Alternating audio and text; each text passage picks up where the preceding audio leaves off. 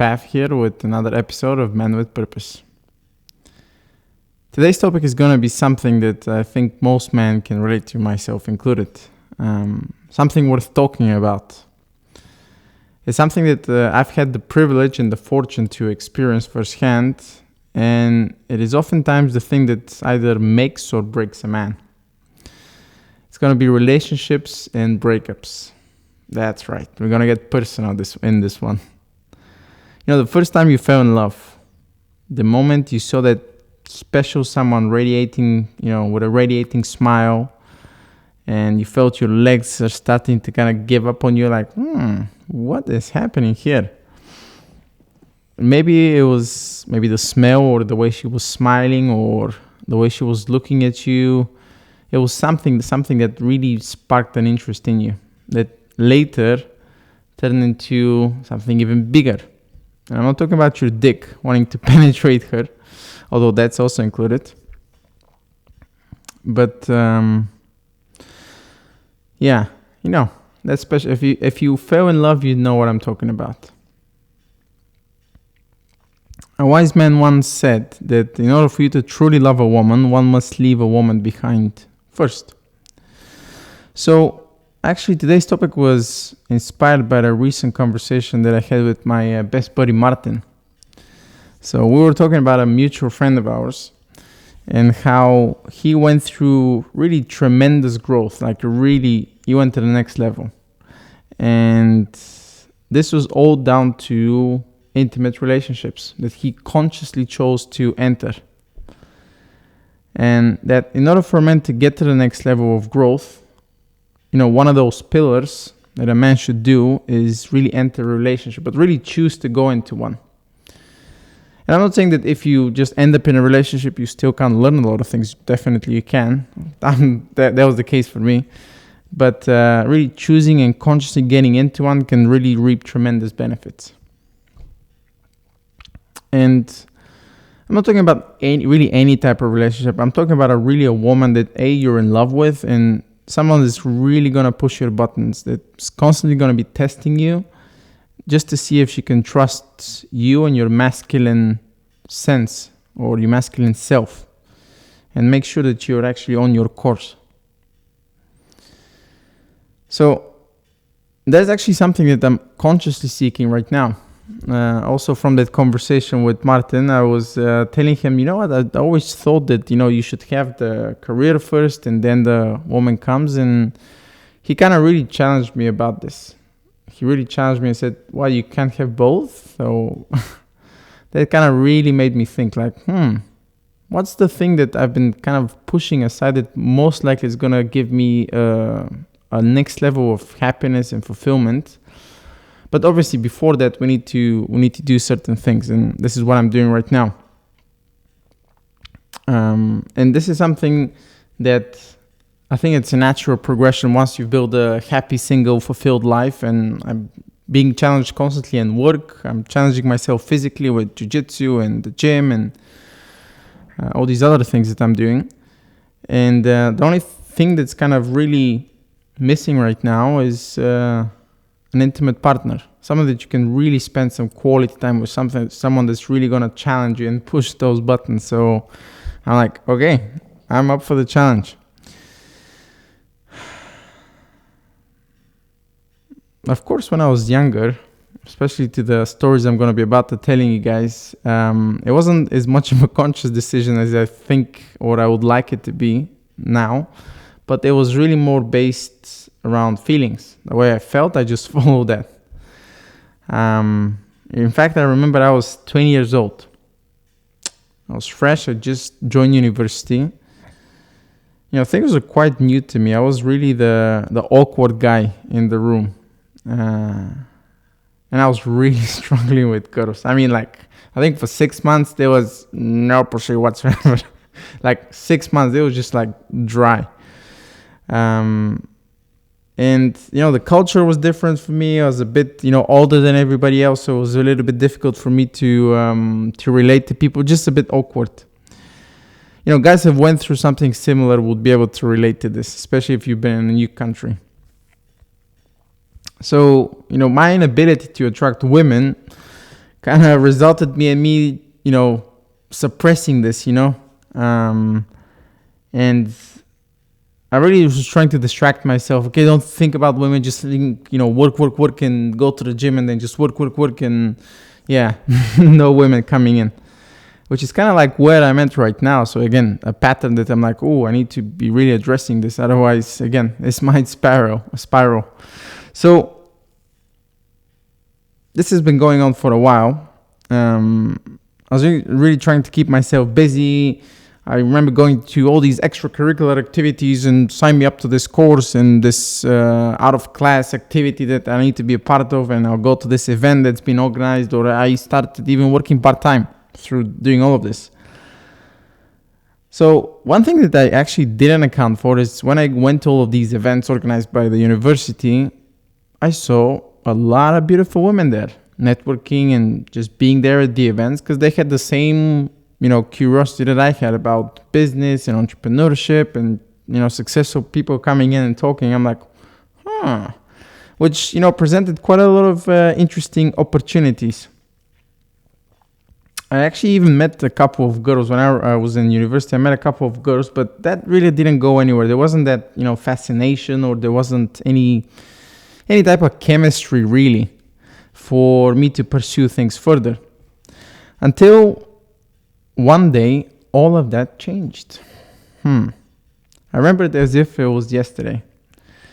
There was this entrepreneurial event, something that they announced maybe 4, even 5 weeks ahead of time. There was this basically visiting entrepreneur that appeared on the show Dragon's Den. It's basically the same as Shark Tank, which is the equivalent in the way it's commonly known in the US. So I was really excited about this. I was just like, wow, I'm going to meet this almost like a TV star. The guy that I saw on the screen is going to come in front of me and I'll be able to interact with him. So that was super exciting. And on the very same day, I remember I felt super sick. My head was spinning. I'm just like, I'm not feeling really well. And I was just like, man, I don't think I'm going to do this whatsoever. I'm just heading back home. I don't know, I just kind of decided. So I was waiting for the unibus because it was free, and at the time I was dead broke. And so I jumped on the bus and we got stuck. At the time there was these really massive protests against spiking tuition fees. And I think they were being increased tremendously, and people were super unhappy about it, and they blocked roads. So I'm looking at the driver, and he just asked me, are you getting off here or what? Without even flinching, without even thinking, that just, the words just came out of my mouth. I said, yeah, I'm jumping off. So I jumped off. I looked at all these people. I'm thinking, yeah, these guys aren't going anywhere. Everybody's protesting, and I'm like, okay, this is not gonna go anywhere. So I might as well go to this event. So I'm thinking to myself, okay, this must be a sign to go and check this out. I'm already late, but I'm going to, sneak into the back and just kind of keep it low key. So I managed to drag myself there. I sat in the back. I was still in a lot of pain, I remember. Kind of half listening to what the guy was saying until, the end of the event came. The end of his presentation. And to my surprise, they get to the Q&A section, and I hear just this kind of squeaky voice asking some questions. Immediately, I recognized, that woman is not from around here. And I could really tell, I could recognize the accent, that she's probably Bulgarian. So I patiently waited till the end of the presentation, and without flinching, I just stood up, walked right next to her, introduced myself, and man, that's how things started, really. At first, I wasn't really aware of what exactly was happening, the dynamics, everything was very foreign to me, but I just remember having a great conversation with her. She was this kind of artsy fashion designer, which at the times was a very mysterious thing. I've always been like, okay, let's learn more about business and make money and whereas she's more, art oriented and fashion designer, and to me this was like, whoa, this is totally new, like very opposite of like boom, boom, boom, business, business, business all the time. So it was quite intriguing. I was never really an art person, not that I am now, but I could a little bit appreciate more of it right now. But it was something about her that was really fascinating. And I was really trying to understand her point of view, her view of the world. So after a short conversation, we kind of split. I jumped on the bus again. We exchanged numbers, and that was that. She told me she had a boyfriend at the time. I'm like, this is okay. Nothing serious can happen here. So at first, it was a very weird feeling. I was like, why am I'm catching myself thinking about her all the time. Like, what is happening? She's not really my type. I like them, curvy and, all the type of, extras. But for whatever reason, the thought of her seeing again kept coming back in my mind. I'm thinking, okay, is she gonna go to another event? Are we gonna see each other there? But I didn't know how. It was like very irrational. I didn't know what to think of all of this. Bear in mind, I'm like 20 or 21 at the time, and she was a bit older than me.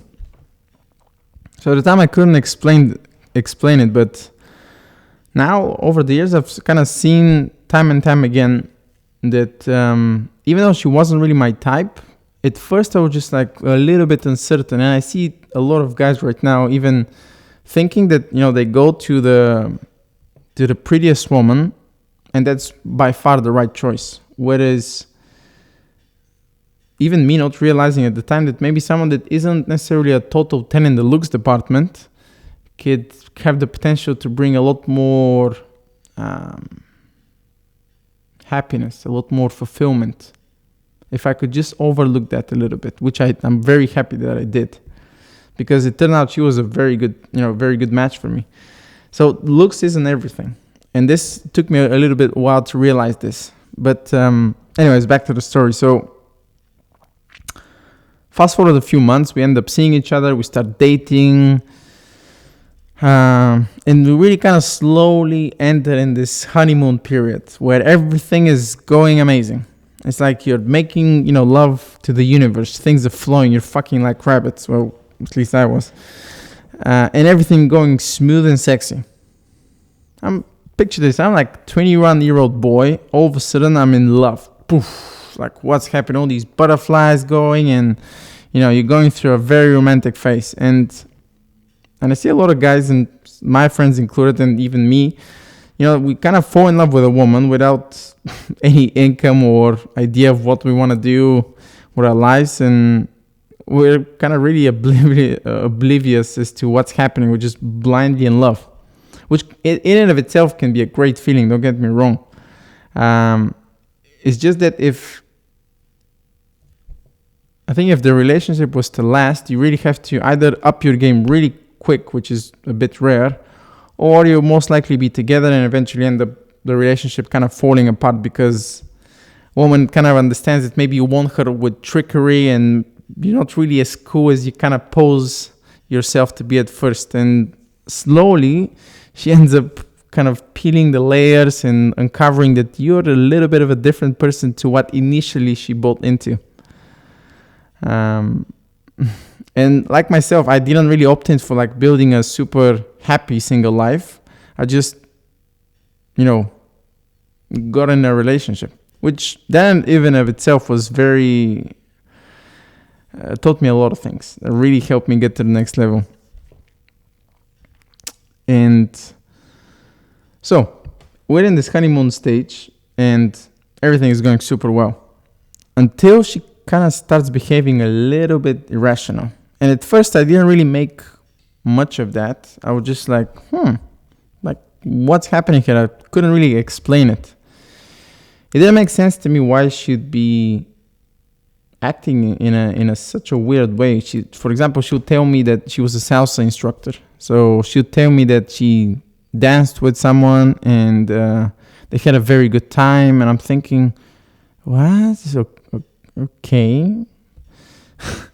And this other guy was flirting with her, or someone stopped her at university and asked for her number. I'm like, right, okay.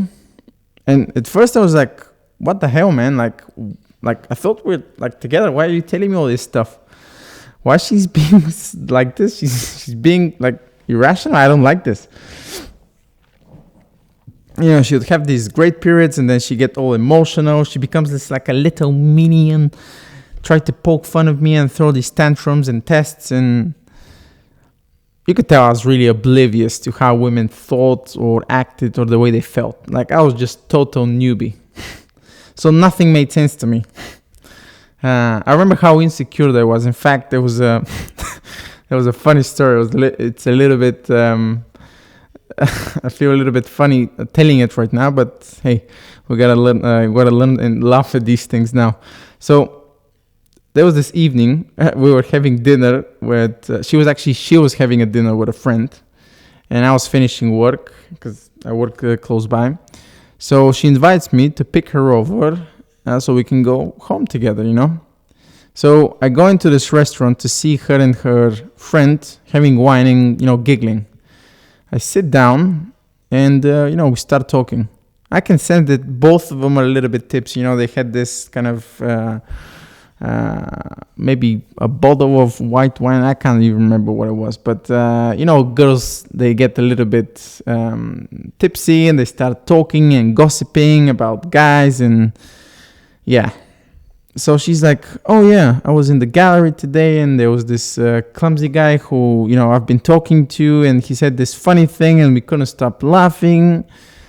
And I'm like, okay. Bear in mind, this is happening whilst they're talking, as if I'm like not there, or that's how I felt at the time. So I'm like, all right. And then the guy first, oh, that handsome guy. And my girlfriend's, yes, the exact same guy. Yeah. Then he asked me out. I'm like, what? But I'm trying to play it cool, I'm just like, oh, a motherfucker asked you out, huh? You didn't tell me anything about it?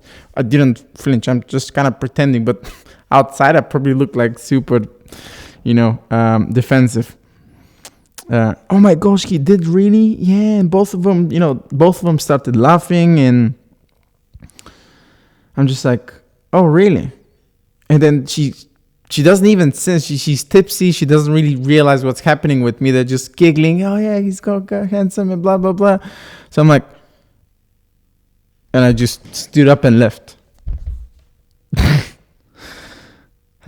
I was just like, I was so defensive. I couldn't even say anything. I was looking at her dumbstruck and I'm just like, what the is happening here? So I just left.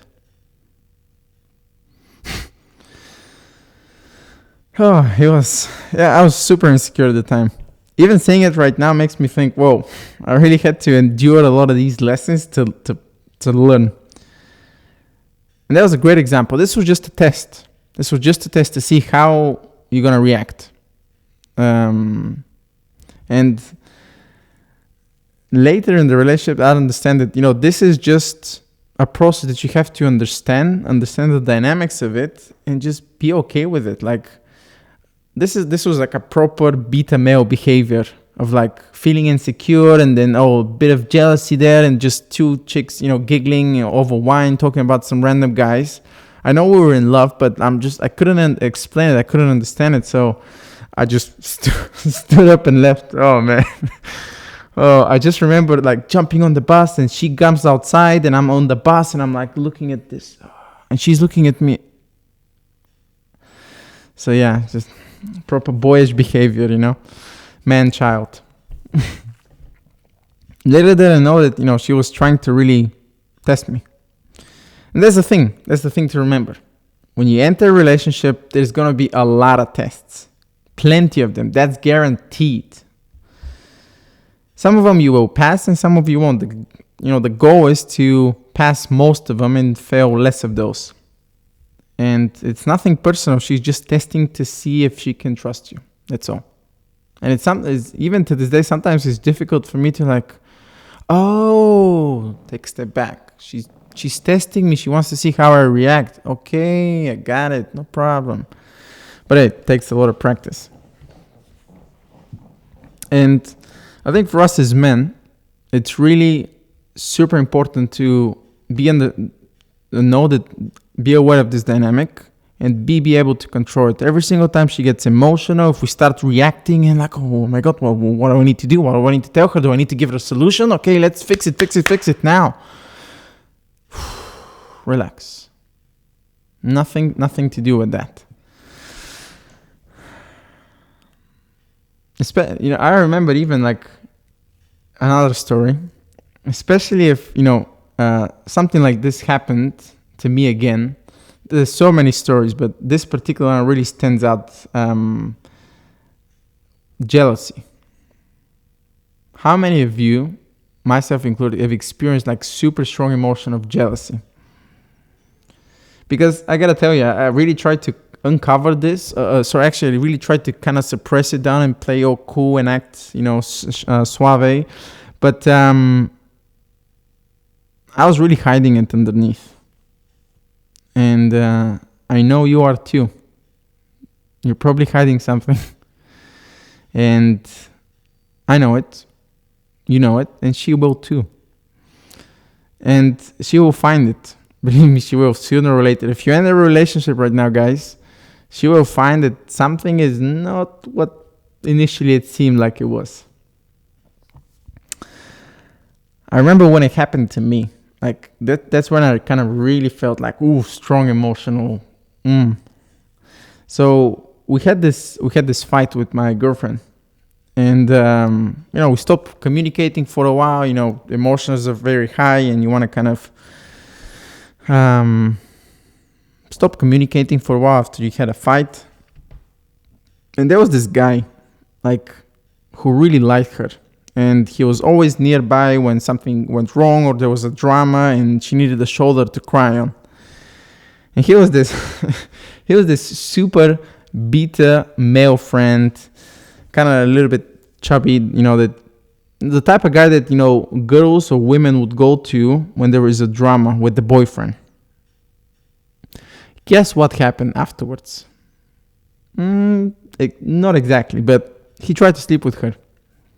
And in that very moment when she was very vulnerable, she needed someone to cry on, something happened there. And at the time I didn't even knew what happened. Now the worst part is that's what really kind of pissed me off was that there was this fashion show which I needed to go a few days later because it was really important for the girlfriend.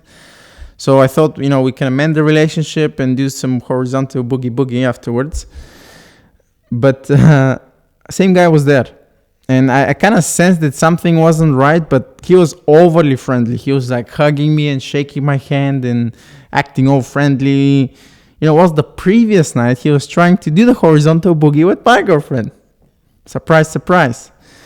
So, anyways, I leave the event because she needs to start packing up. So I'm like, okay, let's talk this evening, which we did. We end up having a conversation on the phone. And I'm thinking okay, there's going to be an invite home. But instead, she tells me about what happened. I'm like, oh, wait, you did what? And I think I went mental. I really got very, very angry. I don't remember showing it to her directly, but she probably felt, 100% she probably felt it. Again, this was a test. Just to see how I'm going to react. Things are a little bit blurry because I can't, I was really overcame with emotion. I can't quite remember what I told her, but I tried to suck it up and put my kind of mask on and just you did what? Oh, okay, I understand. But I don't think I reacted this way. In fact, I can't even remember. It was, It was very intense. And not only that it pissed me off, it really hurt me a lot. And I tried to suck it up, but I hung up the phone.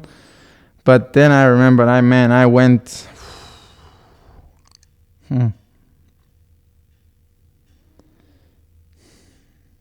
Now looking back at the situation with a clear head and just being very detached from this, there's no right or wrong whether both of them were at fault. Doesn't really matter. Like the ultimate thing it came down to was me, how I reacted to the whole thing. But I remember I was overcame with emotion, jealous, and just like, what? Why is it very hurt? And like, why is it happening to me? Blah, blah, blah. If I had my game together, out of maintained composure, I would brushed it off. I would have done anything else but besides, hanging up the phone and being all like irrational and just like screaming and just being overcame with anger and rage. But really, it comes down to how I react. It's a choice at the end of the day, but easier said than done, right? So I don't think the guy even understood how close he came to getting his face smashed at the time. I don't think I ever did. Like I saw him a couple of times. I'm thinking, nah, don't do this. So yeah, that's super, super dangerous. Very dangerous. So I'm like looking back at it, I'm like, thank God I didn't do anything in this state. Like I'm unresourceful. I'm overcame with emotion. Who knows what could have happened? I could have went there, knocked the guy out, or do something even worse because of rage. Like that I'm sure there's plenty of examples out there of men who did stupid things with, fatal endings. I've seen other men, and when I say men, I actually mean grown-up adult males, because there's a difference between men and adult males. Big difference. They do crazy shit like this just out of envy or jealousy and end up either severely injuring a person or killing a person or killing themselves or ending up in jail. And there was this story about this MMA guy. Can't remember his name, but his nickname was a War Machine. And Christy Mack, which is a porn actress, which she was drop dead gorgeous. I may or may not have seen some of her movies, but that's another story. Anyway, so Christy Mack and this guy, they're dating for a while, and girls like bad boys, and bad boys haven't matured at all, hence the term bad boy. And the relationship was, maybe a little bit dysfunctional, I don't know, and then it ends bad. They separate. The chick the Christy Mack starts seeing some other guy, and this guy flips out and breaks in the house, smashes the guy, nearly kills her. And then he ends up in jail for like 2-3 life sentences or something like this. Moral of the story. Well, there's probably a lot of lessons to take away from this, but I think the underlying thing is don't do stupid shit out of jealousy. That's whenever that comes up for me, and I really worked a lot on this not to do it, like just to let it be. But whenever something like this was to happen, I'm just like, whoa, okay, this is that same thing again. Like I need to put a tap on this. Like I'm in control rather than the other way around, because things can sparkle like that, and who knows what's going to happen. So I've really tried to learn to keep myself in check, and whether it's with a competition, for example, in jiu-jitsu, or something else happens that I have like really high expectations that doesn't turn out. Like you don't want to be throwing tantrums. That's like boy behavior, and we really need to unlearn this, myself included. I'm still on this path. I'm still trying to learn to become better, but exactly for that reason, because it's going to be very difficult, especially when that emotion comes up and you want to, either go and beat someone up or something happen, you're not happy, you just, better take a step back before I do anything stupid or crazy. But breakups, man, relationships are hard, breakups probably even harder, especially for a man, I think for everybody, but especially if you're there for the first time, you're in love, and there's this honeymoon period, and everything is going well, and all of a sudden, we gotta end it. What? Same thing what happened with this guy. He just couldn't take it, right? So I think for us as guys, we tend to kind of really have a very difficult time going through something like this, especially if we've been in love. And it's the first time, because we're not conditioned to show emotion. At least society tells us, okay, show no feelings, showing emotions is bad. And it's kind of a little bit confusing. We're not supposed to do this because society views it as weak, and we're automatically seen as wimps or crybabies. At the same time, this feeling, this pain inside is excruciating. It's just like someone is ripping something away from you. So what do we do? I don't necessarily, have a good answer about this other than sharing what I did when that happened to me in that very same relationship.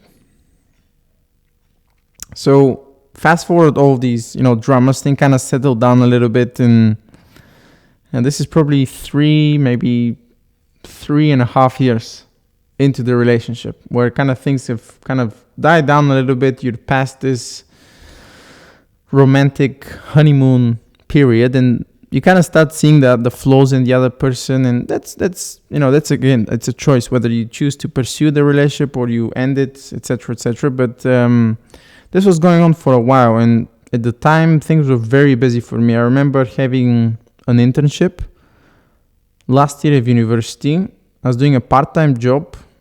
I was in weekend workshops teaching, studying neurolinguistic programming and like personal development. All of this is happening whilst I'm trying to find time for a relationship.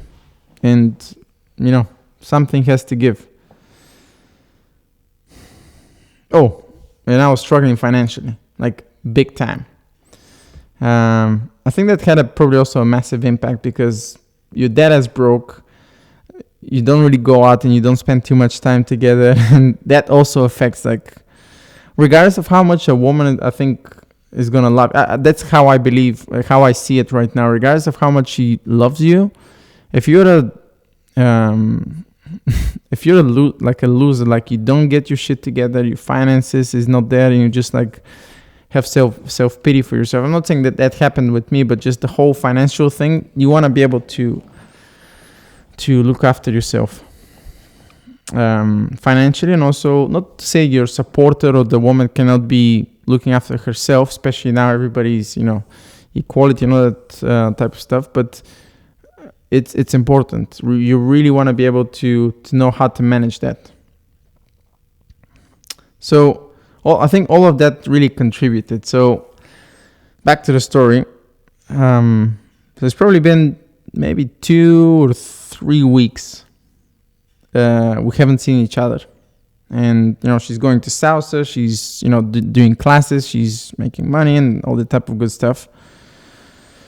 And even though we were living maybe 15-20 minutes walking distance from each other, we haven't seen each other for so long.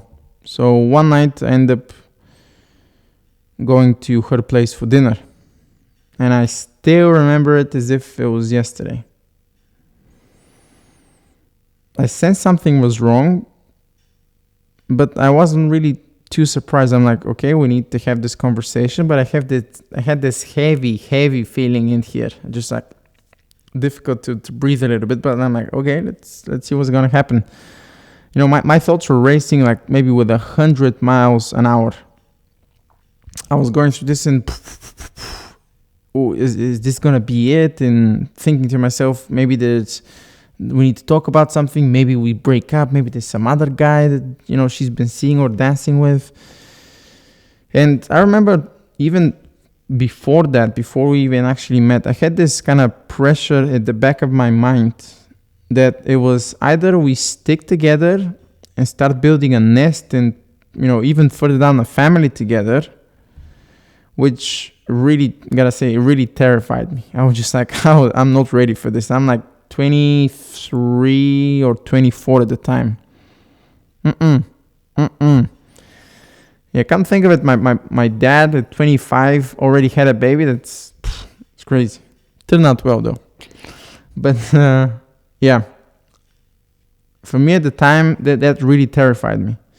Whereas on the other side, the flip side was we split. I'm not like fully 100% committed, but at the same time, I have this fear of ending it. And that kept dragging along for a while. I had so much love for that woman, and I still do to this day. Versus, okay, we just gotta let it go. Like, we need to be, 1 + 1 = 11. Whereas right now it's kind of 1 + 1 = 1.5 ish. And we kind of drifted apart a little bit. But anyways, so not surprisingly, I end up going there and we have dinner, which was a little bit, painfully quiet. Then we go to bed and we lay in bed, and there was only silence. And then I hear her beginning to cry. And I remember I embracing her just to calm her down. And then we had a very brief but very painful conversation that followed afterwards. Then I started crying because I realized, okay, this is where it's gonna go, and I just couldn't help myself. And it was a mutual decision to really end the relationship, because we just acknowledged both that things are kind of drifting apart, and we're not talking the way we used to, and kind of it's a little bit difficult to tell to the other person what's happening right now. It's kind of same old, and you're focused and she's focused on her thing. Man, that felt very painful. That one stunk really bad. It was very, very painful. At the time, I think I felt like my whole world was just crashing down.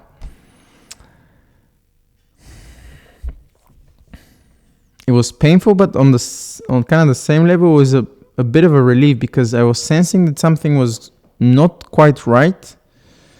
But again, I choose to kind of push it away from my conscious, mind, and again, keep myself busy and occupied, and not really stopping to kind of think, whoa, okay, we need to kind of make a decision. I was just kind of avoiding it, pushing it aside, and we all know how that ends, right? It just comes back to bite you on the ass hard.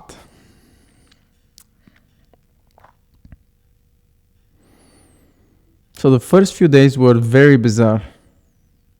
It was just like a little bit like a loop, like Groundhog Day, if you guys seen that movie. It was bizarre.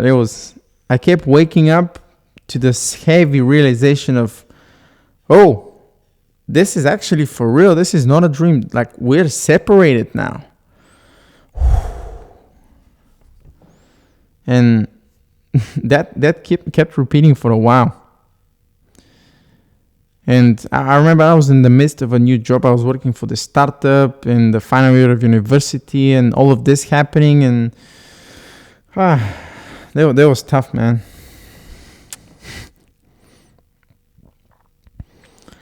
And at first there was a little bit there was a bit of a denial. I was thinking maybe some miracle is gonna happen, or whenever, every single time the phone rang, I'm thinking maybe it's her, and it's not her, and maybe will find a way and she'll get back to me, or we'll get back together. Maybe she will call. And that probably went on for maybe 2 to 3 months. Like, I really had no idea what I was doing or how to deal with this, because first time it ever happened. So it really slammed me hard. You douche. I'm like, oh, jeez.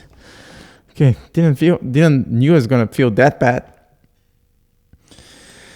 So after maybe 3 months or so, I kind of started to slowly get a grips with this heavy feeling, because I wanted to move on, but I wasn't ready. I think for 6 months I didn't see anybody. Like, I'm talking like no women, no dating apps, no nothing. And I remember reading something, and I just, this kind of heavy feeling, I keep running away from it, and I just, it's difficult to do it like this. I need to surrender. I need to be it. I need to experience it. So I cried a lot in my room. I remember I was probably depressed at the time.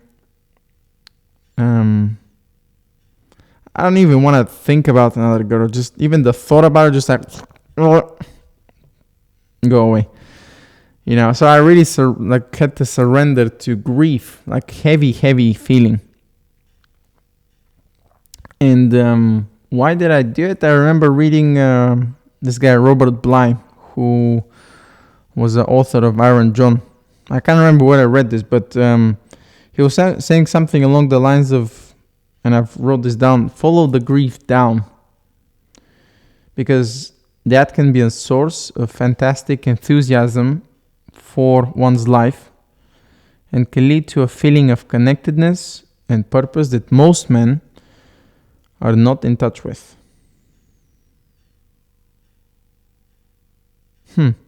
Like, I had to reread this maybe a couple of times to kind of, so grief, that's what I'm feeling right now. Pain and grief and whatever other labels I decided to put on that. But grief it's kind of like a doorway to feeling. And I know for us as men, we're not really, we slam that door straight away. And in order to really connect to feelings and kind of really experience a wide range of emotions afterwards, you really had to connect, or at least that's how I felt. Like I really had to connect to this. Okay, let's see where this takes me. Whoever came up with this, men don't cry, or they supposed to act tough. Gotta tell you, man, they don't get it. They don't get it, period. If that's your thing and you think that your man should be tough and they should never cry and that's what you believe in, that's fine by me, but I don't think that's dysfunctional at all.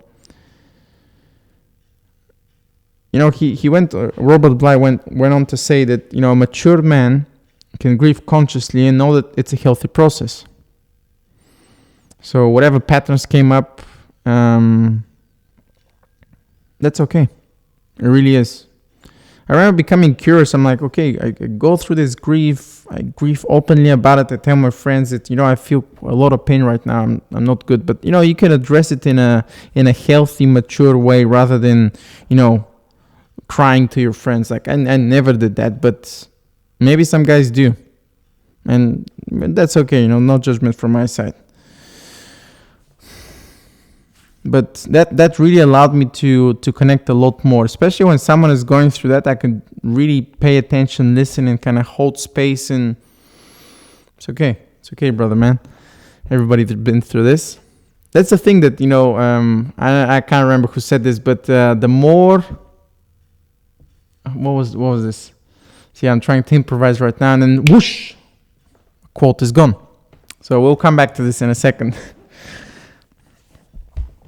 I think it was something like the more the intimate the pain, the more universal it is. So chances are if you're going through something similar and you think it's like, it's just you, the more personal it is, the more universal it is. That's the one. The more personal the pain, the more universal it is. Chances are that other people have experienced the same thing and that makes you connect.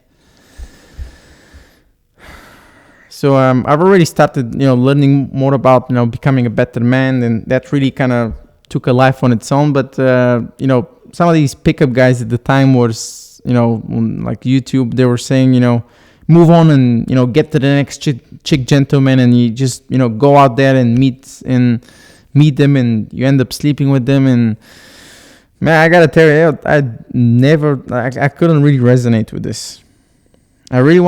I saw this as a bit of a shortcut rather than dealing it in a very healthy way. Or maybe that's how I think about it right now, but I really genuinely wanted to kind of get it out of the system.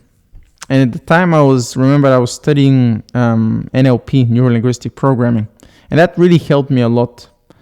Because I was aware of the power of these anchors and kind of emotional patterns. And then, we tend to remember things a lot more in the presence of emotion.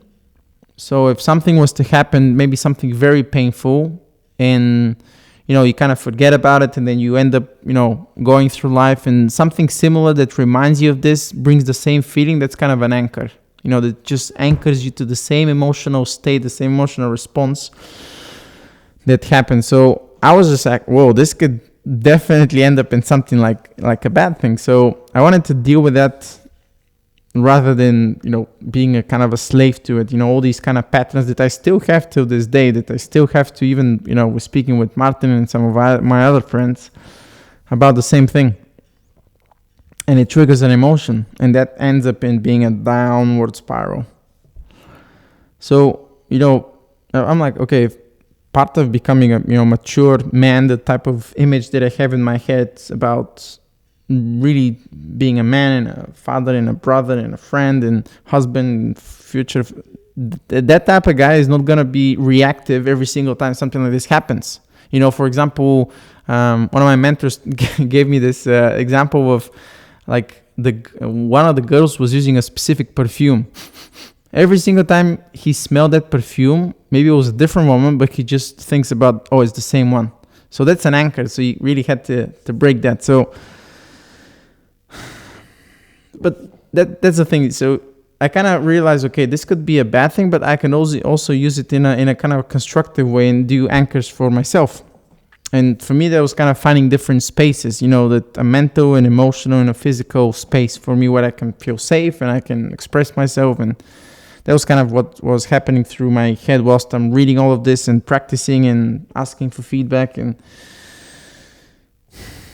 I remember what really helped me at the time, this was kind of really keeping me steady, was listening to books and audio tapes like David D'Angelo on being a man.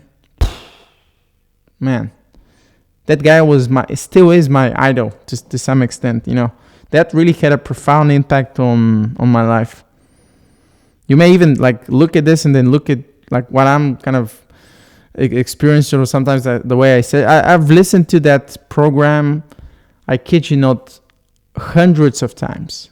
Bear in mind, this happened 7 or 8 years ago. I've really discovered this maybe 10 years ago. But I've listened to that program at least 100 times, minimum. And it got so ingrained in my head that I was just like, yeah, man, that was the shit at the time. It was just like, okay, that's the thing I need to be focused on. It was so damn good.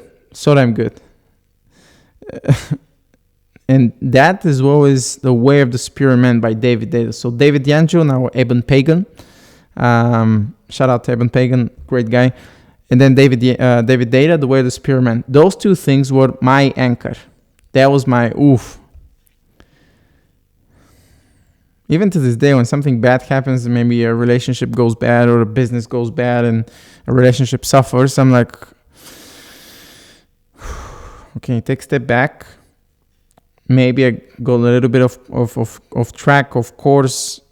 What am I supposed to do right now? How can I kind of almost like a stoicism, endure, with the emotions being present. If you need to cry. If you need to get it out of the system, do whatever it takes to get it out of the system without resistance. Just surrender to it. So those are my kind of mental and emotional anchors. Physically, my room at the time in the gym, those are the two sacred places where I could express myself. I could really go very hard on the back if I would just I wanted to express this fucking anger that's coming inside, or hitting some pads or just lifting heavy in the gym without feeling ashamed or judged or anything like this.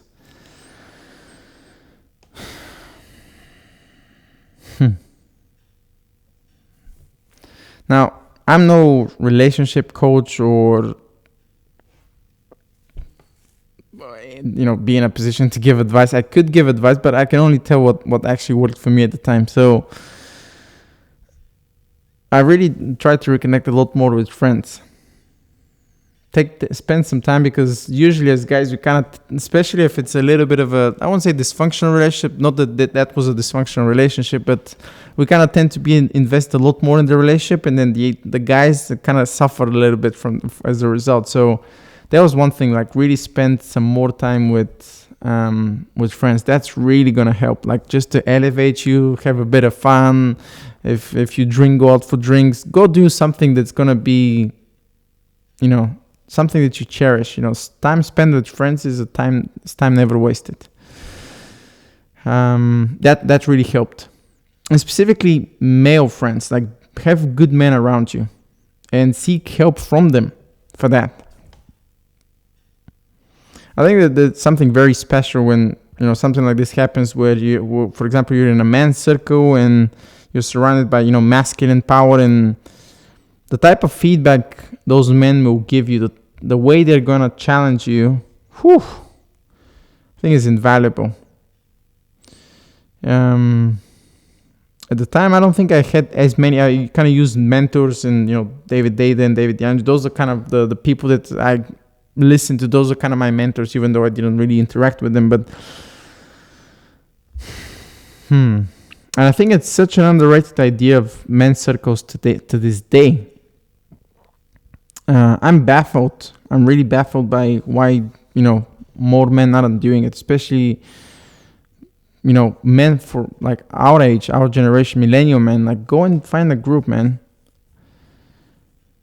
And people saying it's, masculinity is toxic, and this coming from probably the least masculine society right now, to regard masculinity as toxic is, that's bonkers. Like, yeah. And for that very same reason, we need to really kind of stand up. And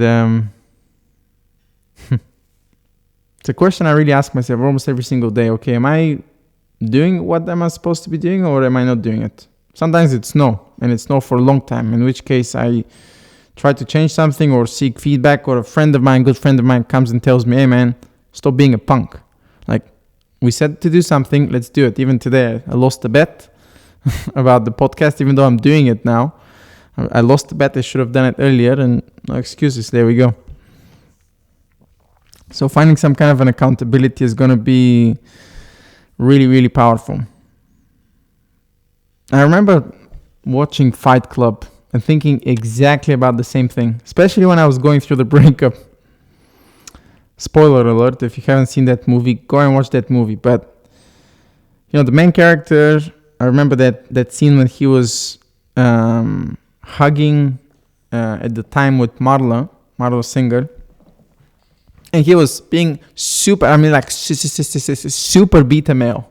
He would just go argue with her. He was being passive aggressive. He was trying to kind of practice how he's going to tell her off, because she was also an imposter. She wasn't really dying or anything, but that affected him. He couldn't sleep. He was an insomniac, all that type of stuff. So, yeah. And he was acting he was just reactive. And I think that really resonated with me at the time, like thinking about it from the very beginning of the relationship and all throughout having these episodes. I mean, in that movie, there were so many ideas. I mean, just wow. I can probably do a whole separate episode just on Fight Club and the lessons from that, because there were so many deeply rooted ideas. I recently listened to Joe Rogan interview the actual writer. I can't remember the name. But man, that was a fascinating movie. Till this day, one of my favorite movies. So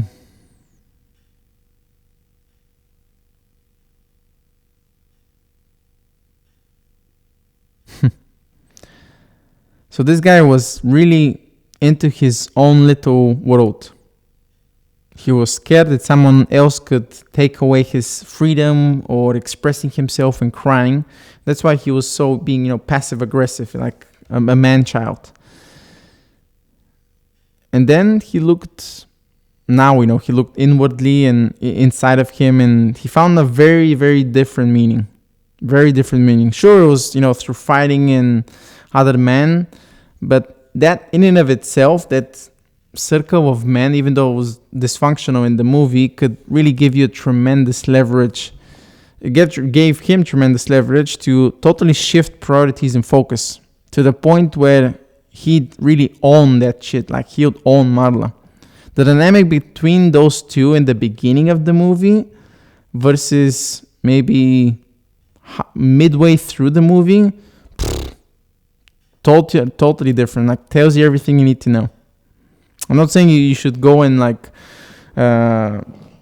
for people that misunderstood me, I'm not saying we should act like Tyler Durden and be like super dysfunctional with women, but the intention is to paint a picture and start and to really show the stark differences ones that happen as a result. Just like instead of focusing on woman and pursuing her versus focusing here.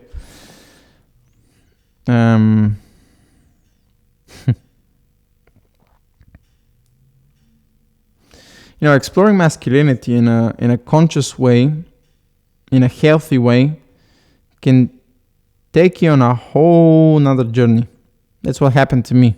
A whole nother journey of self-discovery.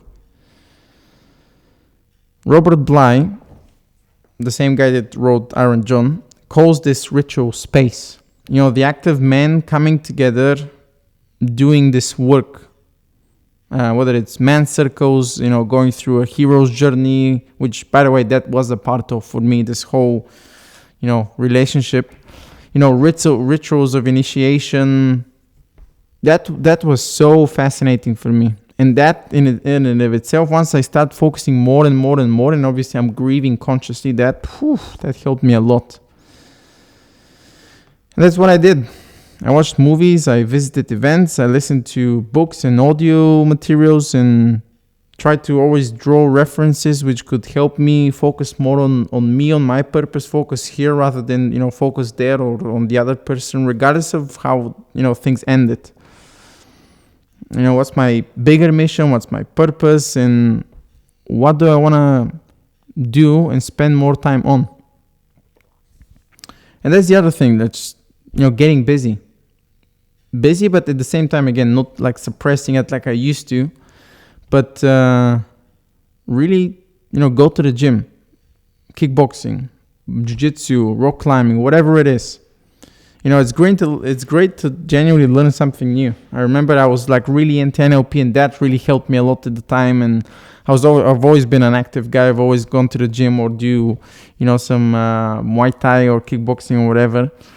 And not only you socialize, you meet new people, you kind of brain gets stimulated with a new activity because you're learning, and that releases all sorts of chemicals in your body. And it's generally super beneficial. I remember even after like 6 or 7 months, I allowed myself to go out.